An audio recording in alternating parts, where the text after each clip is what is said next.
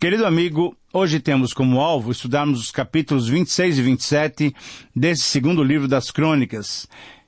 Nesses capítulos nós vamos conhecer um pouco melhor as vidas e os reinados de Uzias e de Jotão, reis de Judá. Felizmente, em relação a esses reis, nós vamos verificar que foram classificados como bons governantes em Judá. Mas como você deve ter percebido através dos nossos estudos, nem sempre esses que o cronista apontou como bons reis eram de fato reis íntegros na obediência ao Senhor. Durante os nossos estudos, vai ficando patente que, em diversos períodos de suas vidas, esses reis buscaram a presença do Senhor. E quando buscamos a presença do Senhor com todo o nosso coração, Deus mesmo vem ao nosso encontro e nos abençoa. Mas depois, quando nos afastamos dele, podemos estar seguros de que a punição surgirá, pois ele age assim, tratando-nos como filhos e filhos amados. Um exemplo desse procedimento vimos quando estudamos a vida do rei Joás. Enquanto seguia as orientações do sacerdote Joiada, Joás buscou o Senhor e foi por ele abençoado. Mas logo depois da morte desse sacerdote fiel e sincero, o que o rei Joás fez?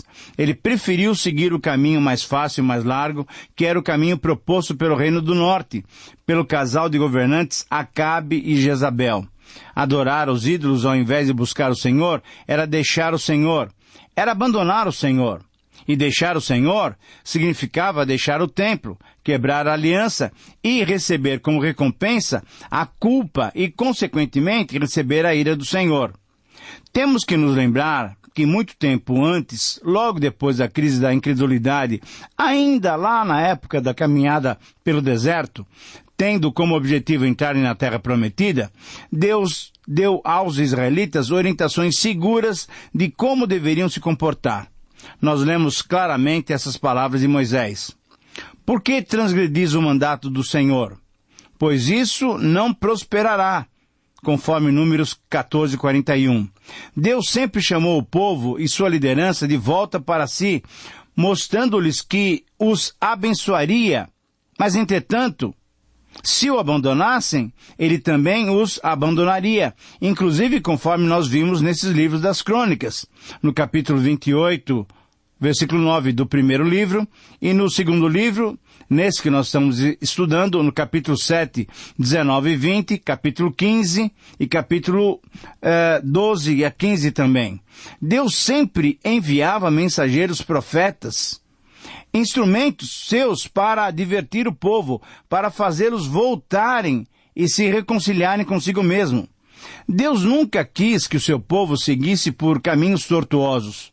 Porém, quando nem essas alternativas, nem esses apelos surtiam efeito, por vezes Deus os castigava imediatamente e, na maioria das vezes, através de inimigos poderosos que se levantavam contra Judá, ou, em outras situações, a disciplina do Senhor recaía também sobre as gerações futuras como uma lição para essa nova descendência. Por vezes também, como aconteceu em algumas outras ocasiões, essa disciplina vinha na forma de doença na vida do próprio rei.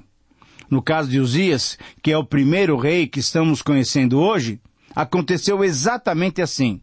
A lepra foi o castigo que ele recebeu por ter sido arrogante, agindo em desacordo com a vontade de Deus. Bom, mas para conhecermos melhor esse rei e as suas realizações, vamos, como tínhamos proposto anteriormente, vamos analisar a vida de Uzias seguindo aqueles 7 aspectos já mencionados. Você deve se lembrar, primeiramente a posição que ele ocupou, depois o seu nome e o seu significado, a sua filiação, o período em que ele reinou, em quinto lugar, os profetas que atuavam naquele período, em sexto lugar, os eventos que marcaram o seu reinado e, em sétimo lugar, sempre temos analisado o resumo conceitual do seu reinado dado pelo próprio Senhor através do cronista, provavelmente Esdras, o autor desse livro. Então vamos conhecer a vida de Uzias. O primeiro aspecto refere-se à posição que ele ocupou. Ele foi então o 10º rei de Judá, também pertencente à linha de Davi. A linhagem, a descendência, a casa de Davi é que ocupava o trono de Judá. Embora Atalha tenha entrado de uma maneira inescrupulosa, o restante dos reis eram da linhagem de Davi. O segundo aspecto refere-se ao nome e o seu significado.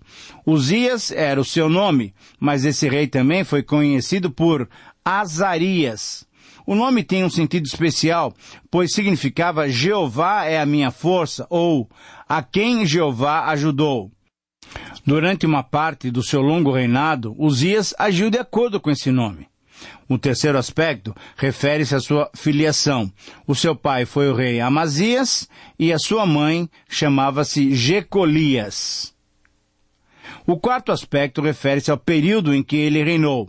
Uzias reinou de 791 a 740, num total de 52 anos, um reinado longo, incluindo, logicamente, um período de aproximadamente 35 anos de corregência com seu pai Amazias. O seu reinado se deu poucos anos antes da queda do Reino do Norte, em 722 a.C., quando o Reino do Norte, quando Samaria, caiu sob o domínio da Assíria. O quinto aspecto refere-se aos profetas que estavam em atividade nesse período. Amós e Oséias profetizavam para o Reino do Norte. Isaías profetizou nesse período, direcionando as suas profecias para o Reino do Sul. Isaías, na verdade, foi um dos mais destacados profetas de Judá, sendo que o seu ministério abrangeu os reinados de Uzias, Jotão, Acás e Ezequias. O sexto aspecto, para conhecermos melhor o reinado de Uzias, refere-se aos eventos que marcaram esse período em que ele governou. Além dos eventos que vamos relacionar, é importante notarmos que o cronista elaborou o seu relato do reinado de Uzias de tal maneira que lhe deu o mesmo tipo de arcabouço que deu a Amazias e a Joás. Isso é, de novo omitiu a declaração no relato paralelo de que o rei não retirou os altares idólatras, conforme lemos lá em 2 Reis, capítulo 15, versículo 4. Assim como fez nos relatos dos outros reis acima, ele também procedeu relatando Uzias como um bom rei, mas sem retirar os altares idólatras de Jerusalém. Mas vamos conhecer então esses eventos que marcaram esse reinado de Uzias. Em primeiro lugar, no capítulo 26, 1 a 2, vemos que o povo de Judá é quem proclamou a Uzias rei no lugar do seu pai. Isso era importante. Essa era uma cidade importante, pois era um porto. E Uzias, então, logo no começo do seu mandato, edificou Elote, e trouxe-a de volta para o domínio de Judá. Ora, por que estamos dizendo isso? Porque essa era uma cidade fundamental em termos de vias marítimas. Era um porto, uma cidade portuária muito importante para a importação das riquezas vindas de longe. E Uzias então começou o seu reinado dessa maneira muito própria. Uzias tinha 16 anos quando começou a reinar. E ele reinou durante 55 anos, 52 a 55 anos. Na verdade, alguns comentaristas têm algumas dúvidas com relação a essa etapa completa do seu reinado. E interessante percebemos no versículo 4 do capítulo 26 que o que ele fez foi considerado reto aos olhos do Senhor, conforme tudo aquilo que fizera o seu pai Amazias. Nesses versos encontramos boas referências a esse rei e a principal delas é então que ele teve como recompensa a bondade do Senhor sobre a sua vida e sobre o seu reinado. No capítulo 26, do versículo 6 a 15, em terceiro lugar, Uzias obteve vitórias, muitas vitórias, contra os filisteus, contra os árabes, contra os amonitas. Houve um tempo de paz e prosperidade durante o começo do seu reinado. Por quê? Porque ele saiu e guerreou contra os filisteus, ele saiu e guerreou contra os árabes, e o versículo 7 diz que Deus o ajudou contra os filisteus e contra os árabes. Os amonitas também foram até ele e lhe deram presentes. Isso, na verdade, significa que ele estava dominando aquelas nações e muitas delas talvez fossem vassalos dele. Uzias edificou torres em Jerusalém, ele edificou a porta da esquina, a porta do vale, ele, enfim, fortificou as cidades. Ele edificou torres no deserto, cavou poços, E porque ele tinha, sob o seu governo, um grande rebanho da nação de Judá, ele tinha muito gado, tanto nos vales como nas campinas, ele tinha então que cavar poços. Ele tinha lavradores, vinhateiros, enfim, ele era amigo da agricultura. E com isso, Uzias fez realmente um reinado profícuo, muito bom para o povo. O total de chefes dos homens valentes era de 2.600 homens. Eram pessoas já preparadas para guerrear e para cuidar de um exército de 307.500 homens. Era uma força belicosa muito boa contra os inimigos. No versículo 14, diz que Uzias preparou todo o exército, para todo o exército, ele preparou escudos, lanças, capacetes, couraças, arcos, enfim, ele equipou o exército para que pudesse ser realmente um exército com grande potencial para a luta contra os seus inimigos. Um quarto destaque que devemos fazer no seu período de reinado, no versículo 16 do capítulo 26, nós vemos, infelizmente, um destaque negativo. Vemos que Uzias também pecou, embora tivesse sido um bom rei, ele pecou e isso lhe custou muito caro. Ele foi orgulhoso e arrogante, ele se precipitou em agir de uma maneira contrária à vontade do Senhor.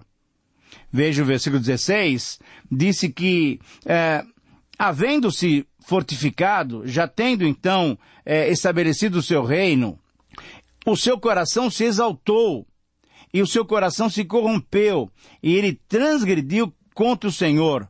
Por quê? Porque ele entrou no templo e quis queimar incenso no altar do incenso. Ora, essa era uma tarefa exclusiva para os sacerdotes. O grande problema do ser humano é o orgulho.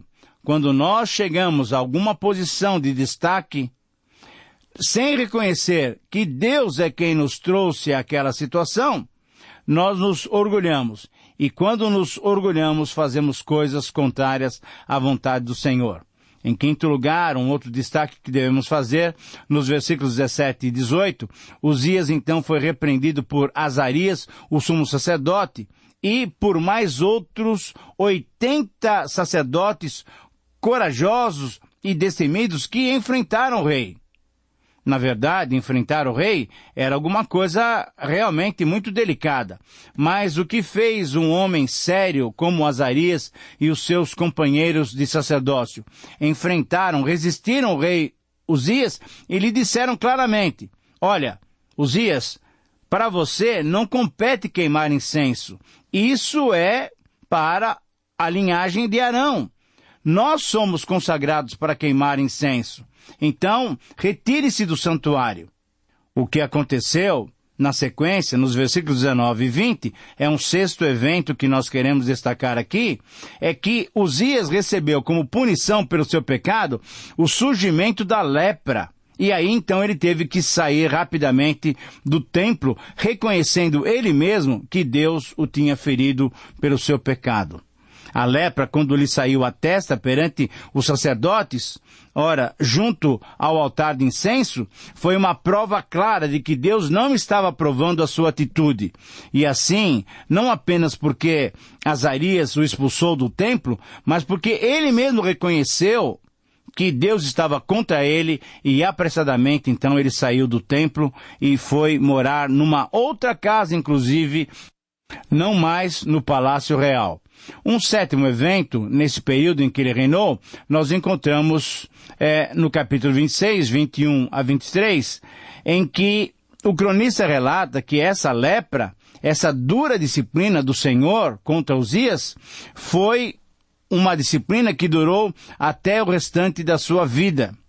Na verdade, no versículo 21, nós encontramos exatamente isso, que ele morou, por ser leproso, numa outra casa separada.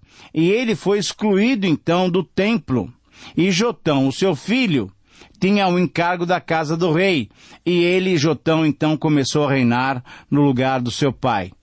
Na verdade, dormiu Uzias, isso é, Uzias morreu, e ele foi sepultado no campo do sepulcro que era dos reis. Porque disseram, ele é leproso. Isso é, ele deveria ficar um pouco afastado, mesmo morto, daqueles reis que tinham sido sepultados de uma maneira correta. Por causa da sua lepra, Uzias foi sepultado num cemitério pertencente aos reis, porém não no cemitério dos reis. O sétimo aspecto, então, que devemos verificar para conhecer um pouco melhor de Uzias, refere-se ao resumo conceitual do seu reinado. Conforme o texto do versículo 4, o cronista registrou objetivamente: ele fez o que era reto perante o Senhor, segundo tudo que fizera Amazias o seu pai. E assim segue que o autor do segundo livro dos reis também nos informa que ele fez o que era reto diante do Senhor.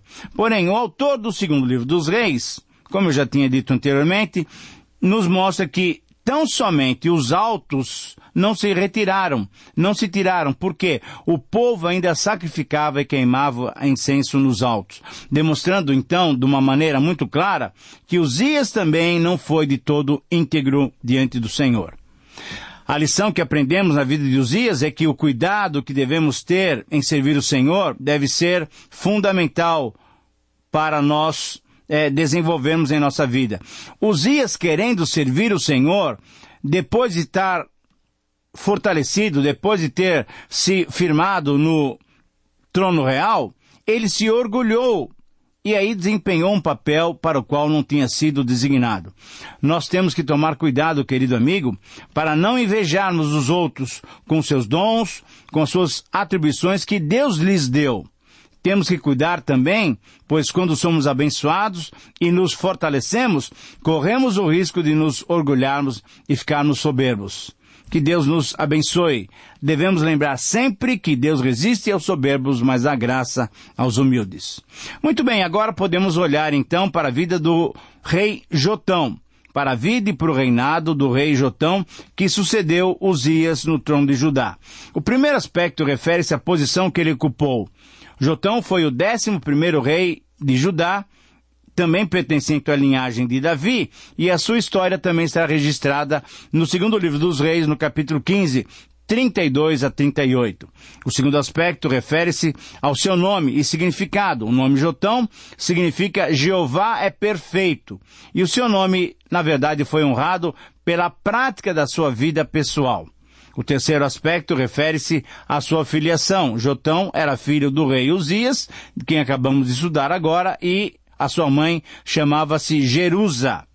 Um quarto aspecto, para conhecermos um pouco melhor o rei Jotão, é o período em que ele reinou. Jotão reinou de 751 a 736 a.C., num total de 16 anos. Foi um período razoável de um reinado. 16 anos. O quinto aspecto refere-se aos profetas que estavam em atividade nesse período. Como já mencionamos, Isaías era o profeta que estava ministrando nessa ocasião, e além dele, também nós tínhamos os conhecidos profetas Miqueias, que estava sendo usado pelo Senhor para ministrar tanto a Judá como para Israel, e também tínhamos o profeta Oséias, que através do seu casamento profetizou contra Israel, com a sua ênfase voltada para o rei Jeroboão II. Através do seu casamento, em que houve bastante infidelidade, Oséias profetizava para o rei de Israel, Jeroboão II, a infidelidade que Deus via na relação Israel, povo do norte, consigo, Deus, o único Deus verdadeiro. Esses foram chamados os profetas do 8º século.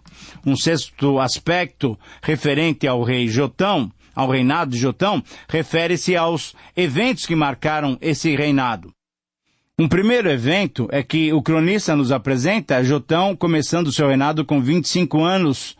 É um jovem ainda, mas com um bom senso de dependência do Senhor. Ele não cometeu o mesmo erro do seu pai, que entrou no templo e indevidamente quis queimar incenso.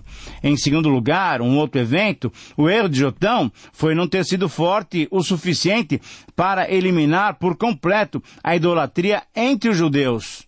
Como vemos no verso 2, o povo ainda adorava erroneamente. Um terceiro evento é que Jotão foi um bom administrador, fortaleceu seu reino com diversas construções importantes. Isso nós vamos ver nos versículos 3 e 4 do capítulo 27.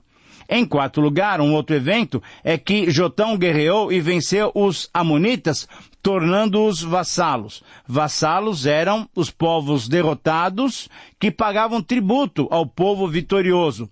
Nos versículos 5, nós encontramos exatamente isso. E aí, um quinto evento que marcou o seu reinado é que o cronista foi muito objetivo em mostrar que Jotão governou conforme a vontade de Deus. Porém, quando nós lemos no segundo livro dos Reis, no capítulo 15, versículo 35, lemos que o povo ainda não tinha esse completo ardor pelo Senhor e queimava incenso nos altos. Um sexto evento marcante na vida de Jotão também está relatado no segundo livro dos Reis, capítulo 15, versículo 37. Diz assim que o Senhor, que controla toda a história, na verdade, começou a despertar os sírios e os israelitas contra Judá, porque o povo era desobediente ao Senhor. O sétimo destaque aparece no versículo 9 do capítulo 27, que nos mostra que então Jotão morreu e foi sepultado na cidade de Davi, e Acas, seu filho, reinou no seu lugar. Nesse verso encontramos o final da história desse bom rei de Judá. O sétimo aspecto que devemos considerar sobre Jotão é o resumo conceitual do seu reinado, feito pelo cronista. Ele fez o que era bom aos olhos do Senhor, certamente tendo aprendido pelo exemplo do seu pai Uzias. Jotão se manteve então obediente ao Senhor, e assim ele foi considerado o sexto bom rei de Judá. A lição que aprendemos na vida de Jotão é da necessidade de olharmos e observarmos aqueles que estão ao nosso redor. O cristão atento deve observar a maneira pela qual as pessoas se relacionam com Deus para dali tirar lições para a sua própria vida. Devemos sempre nos lembrar de vigiar e estarmos sempre preparados e atentos, pois estamos em meio a uma luta espiritual. Querido amigo, que o Senhor te abençoe e que você possa ter os olhos para olhar adequadamente para as pessoas espirituais e assim seguir o seu exemplo. Um grande abraço e até o próximo programa.